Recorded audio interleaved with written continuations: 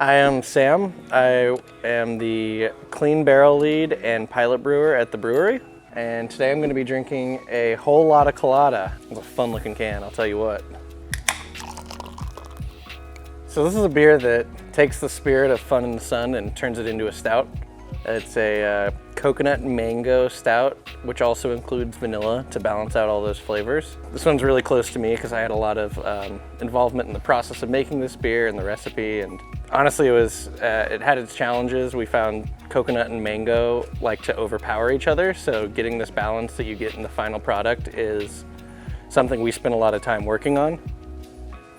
Yeah, so the first thing you notice on this, to me at least, is that the nose has a really nice coconut aroma, but then when you go in to taste it, the taste is really dominant on the mango.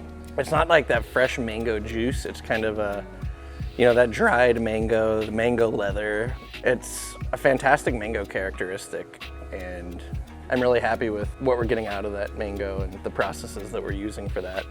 The other thing that's fun about this beer is we tried a new method for adding the coconut. We added a portion of our coconut into our actual mash grist. So along with all of our barley, those grains, we added in some of the coconut as well. So that makes for a really fun brew day when we're graining out. It smells like coconut. The whole brew house smells like coconut a bit. It's a good time all around. So what we brewed with was untoasted.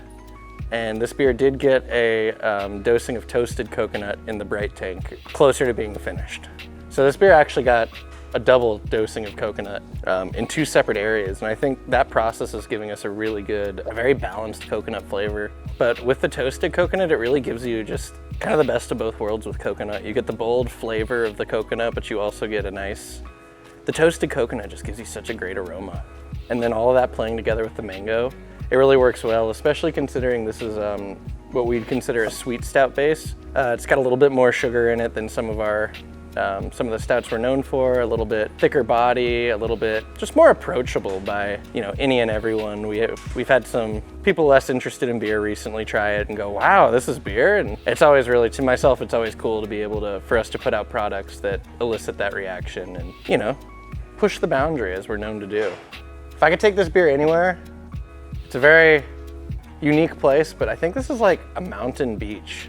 Like if you ever go on one of those big hikes and at the very end you're exhausted, ready to sit down, and you just finish up by this quaint little beach on a lake, no one else around, this would be so nice, and just nice cold breeze rolling in over the mountains.